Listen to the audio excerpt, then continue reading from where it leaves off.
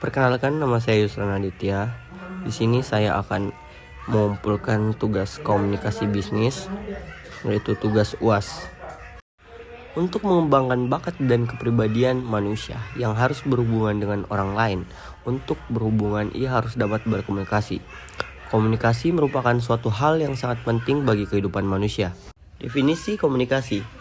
Menurut Murphy, komunikasi adalah seluruh proses yang diperlukan untuk mencapai pikiran-pikiran yang dimaksud orang lain. Menurut Hartwood, komunikasi didefinisikan sebagai proses untuk membangkitkan perhatian orang lain yang bertujuan untuk menjalin kembali ingatan-ingatan. Menurut Hofland, komunikasi merupakan proses di mana seseorang komunikator mengirimkan stimatul, biasanya dengan simbol-simbol verbal, untuk mengubah perilaku orang lain. Komunikasi adalah proses kegiatan pengeperan atau penyampaian warta atau berita atau informasi yang mengandung arti dari satu pihak, seseorang atau tempat kepada pihak seseorang atau tempat lain dalam usaha mendapatkan saling pengertian. Komunikasi bisnis atau biasa disebut juga business communication adalah komunikasi yang digunakan dalam dunia bisnis yang mencangkup berbagai macam bentuk komunikasi, baik verbal maupun non-verbal, untuk mencapai tujuan tertentu. Terdapat 3 aspek yang perlu diperhatikan dalam komunikasi, yaitu aspek pertama, bahwa komunikasi harus dipandang sebagai proses. Aspek kedua, menyangkut aspek manusia dan bukan manusia.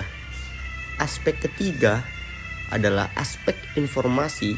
Informasi atau keterangan ialah segala sesuatu yang mempunyai kegunaan. Proses komunikasi. Menurut Bove dan Thiel, proses komunikasi dapat dibagi menjadi 5 tahap. Tahap pertama, pengirim mempunyai suatu ide atau gagasan. Yang kedua, ide diubah menjadi suatu pesan. Yang ketiga, pemindahan pesan. Yang keempat, penerimaan menerima pesan. Yang kelima, penerima memberi tanggapan dan mengirim umpan balik kepada pengirim. Memahami komunikasi bisnis. Tahap 1, pengirim mempunyai gagasan. Tahap 2, pengirim mengubah ide menjadi pesan. Tahap ketiga, pengirim mengirim pesan masuk ke saluran dan media. Tahap keempat, penerima mengirim ide pesan. Tahap kelima, penerima menaksirkan pesan. Tahap keenam, penerima menerima pesan masuk ke saluran dan media. Di bawah adalah proses contoh gambar proses komunikasi yang jadi dari komunikator menuju ke pesan, menuju ke saluran, terus menuju ke komunikan. Komponen komunikasi. Komponen atau unsur adalah bagian dari keseluruhan dalam suatu hal. Komponen-komponen komunikasi meliputi: yang pertama, pengirim pesan. Yang kedua, proses encoding. Yang ketiga, pesan. Yang keempat, saluran komunikasi. Yang kelima, proses decoding. Yang keenam, penerima pesan. Yang ketujuh, umpan balik. Memahami komunikasi bisnis. Bentuk dasar komunikasi. Komunikasi verbal, berbicara dan menulis, mendengar dan membaca. Mengirim pesan, menulis 9%, berbicara 30%, membaca 16%, mendengar 45%, menerima pesan. Memahami komunikasi bisnis. Komunikasi nonverbal.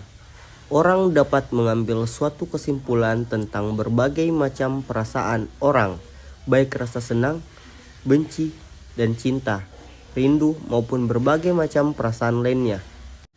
Menggertakkan gigi untuk menunjukkan kemarahan.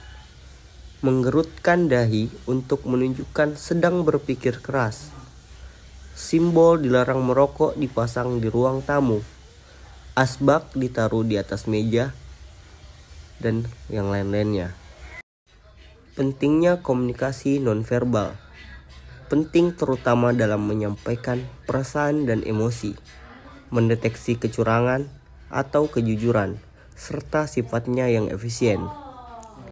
Dengan memperhatikan isyarat nonverbal, seseorang dapat mendeteksi kecurangan atau menegaskan kejujuran si pengirim pesan. Memahami komunikasi bisnis. Tujuan komunikasi nonverbal. Menurut Thiel dan Bove dalam Excellence in Business Communication, yang satu memberikan informasi, kedua mengatur alur suatu percakapan, ketiga mengekspresikan emosi, keempat memberi sifat melengkapi, menentang, atau mengembangkan pesan-pesan verbal, yang kelima mengendalikan atau mempengaruhi orang lain, yang keenam mempermudah tugas-tugas khusus, misalnya memberikan contoh cara mengayunkan tongkat golf yang baik dan benar. Memahami komunikasi bisnis, proses komunikasi. Menurut Thiel dan Bove dalam Business Communication Today, pengirim mempunyai suatu clue atau gagasan. Pengirim mengubah ide menjadi pesan. Pengirim menyampaikan pesan. Penerima menerima pesan. Penerima memeriksakan pesan.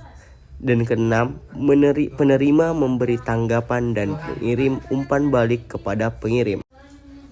Sekianlah presentasi dari saya yang mempresentasikan tentang dasar-dasar komunikasi bisnis. Mohon maaf jika ada salah kata, tolong dimaafkan. Terima kasih.